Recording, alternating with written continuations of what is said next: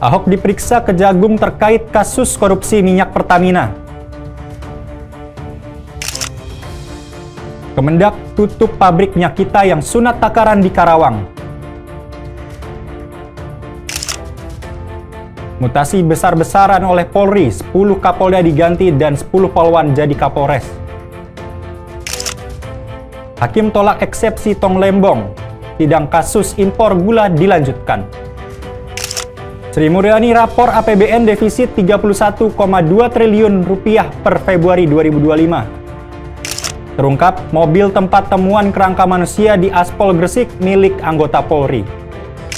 Heboh, surat pengurus RW di Jakbar minta THR 1 juta rupiah ke pengusaha. Vidya Kamalindah, atlet taekwondo asal kota Bandung, hilang misterius selama 10 tahun. Bersama saya Irfan Alhamdi, itulah berita-berita headline iNews ID hari ini. Basuki Cahayapurnama alias Ahok diperiksa Kejaksaan Agung terkait kasus dugaan korupsi tata kelola minyak mentah dan produk kilang pada Pertamina. Mantan Komisaris Utama PT Pertamina itu memenuhi panggilan sebagai saksi kasus tersebut. Dari pantauan, Ahok tiba di Gedung Kejagung pukul 8.40 waktu Indonesia Barat, lebih cepat dari jadwal pemeriksaan pada pukul 10 pagi. Ahok tampak mengenakan kemeja batik berwarna coklat. Politikus PDI Perjuangan itu juga terlihat didampingi oleh stafnya. Dia juga membawa data rapat saat menjabat Komisaris Utama PT Pertamina. Ahok memastikan jika data rapat tersebut diminta oleh Kejagung, dia akan menyerahkannya. Dia mengaku senang jika bisa membantu penyidikan kasus dugaan korupsi Pertamina. Sebelumnya, Ahok merespon peluang dirinya diperiksa terkait kasus tersebut. Ahok siap dengan pemeriksaan tersebut. Ketua Bidang Perekonomian PDIP ini mengaku senang bila diminta memberikan keterangan terkait kasus tersebut. Diketahui dalam perkara ini, Kejagung telah menetapkan 9 orang tersangka. Kejagung masih menghitung secara menyeluruh kerugian negara atas kasus tersebut yang diduga bisa melebihi 193,7 triliun rupiah. Pasalnya, jumlah tersebut merupakan perhitungan kerugian negara pada tahun 2023, sedangkan kasus yang disidik mencakup 2018 hingga 2023. Pabrik minyak kita milik PT Arta Eka Global Asia atau AEGA yang berlokasi di Karawang, Jawa Barat resmi ditutup. Menteri Perdagangan Budi Santoso menuturkan izin produksi pabrik tersebut telah dicabut. Budi menegaskan PT AEGA telah terbukti melakukan kecurangan dengan memangkas isi minyak kita yang seharusnya 1 liter menjadi 750 sampai 800 ml. Saat ini pabrik yang baru beroperasi selama kurang lebih 1 bulan itu disegel. Sebanyak 140 karton minyak kita serta 32.284 botol yang belum diisi telah disita. Budi juga menyampaikan PT AEGA merupanya juga menjual lisensi minyak kita kepada 2 perusahaan yang berlokasi di Rejek, Tangerang dan Pasar Kamis, Tangerang dengan harga 12 juta rupiah per bulan. Kedua perusahaan tersebut juga tidak memenuhi syarat dan melanggar aturan sehingga izin operasinya turut dicabut dan tidak boleh memproduksi minyak kita lagi. Kedua perusahaan ini juga sudah ditangani oleh Polda Banten dan sekarang sudah tidak beroperasi lagi. Kapolri Jenderal Listio Sigit Prabowo kembali melakukan mutasi besar-besaran di jajaran perwira tinggi dan perwira menengah.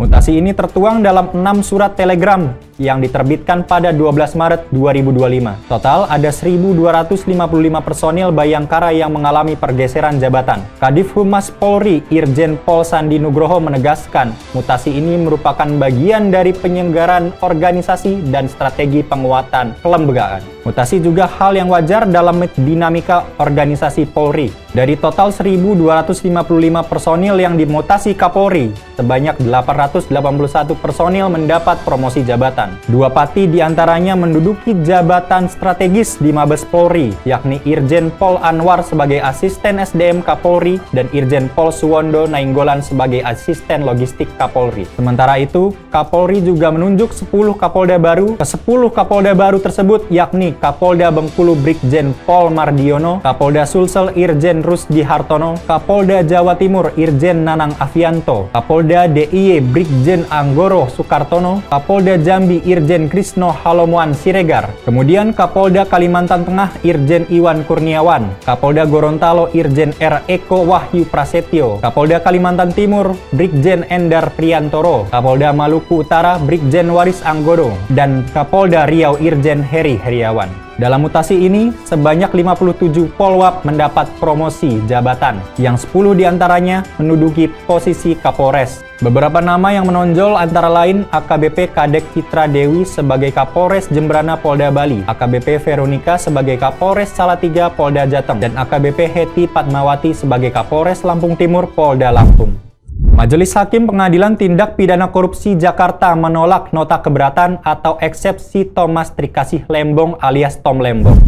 Dengan demikian, sidang kasus korupsi impor gula yang menyeret terdakwa Tom Lembong tetap dilanjutkan. Ketua Majelis Hakim Denny Arsan Patrika mengatakan keberatan dari kubu Tom Lembong tidak dapat diterima karena sudah memasuki materi pokok perkara. Selain itu, surat dakwaan juga dinyatakan lengkap, cermat dan jelas hingga memenuhi syarat formil dan material. Karena itu, Majelis Hakim memerintahkan jaksa penuntut umum untuk melanjutkan pemeriksaan perkara Tom Lembong berdasarkan surat dakwaan tersebut. Tom Lembong sebelumnya didakwa merugikan negara sebesar 578 miliar rupiah dalam kasus dugaan korupsi impor gula. Menanggapi eksepsinya yang ditolak Majelis Hakim, Tom Lembong mengatakan menghormatinya. Mantan Menteri Perdagangan ini juga memuji kecepatan Majelis Hakim dalam menyampaikan putusan.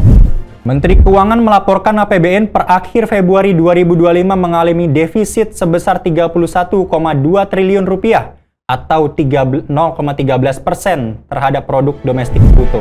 Menteri Keuangan Sri Mulyani Indrawati dalam konferensi pers APBN Kita edisi Maret 2025 menjelaskan defisit APBN sebesar 0,13% masih dalam target desain APBN sebesar 2,53% dari PBD atau 616,2 triliun rupiah. Sri Mulyani menambahkan hingga akhir Februari pembiayaan anggaran tercapai 220,1 triliun rupiah. Artinya 2 bulan pertama pemerintahan telah merelasikan pembiayaan cukup besar sebesar 35,7%. Sementara belanja negara sebesar 348,1 triliun atau 9,6% dari pagu postur APBN 2025 sebesar 3.621, triliun rupiah. Adapun pendapatan negara dari pajak, bea cukai, PNBP serta hibah sebesar 316,9 triliun rupiah atau 10,5% dari target APBN 2025 sebesar 3.005,1 triliun. Meskipun defisit 31,2 triliun rupiah, Sri Mulyani menegaskan keseimbangan primer masih di angka 48,1 triliun rupiah. Untuk transfer ke daerah sudah 136,6 triliun atau 14,9% dari target APBN sebesar 919,9 triliun. Kerangka manusia ditemukan dalam mobil di depan asrama polisi di Gresik.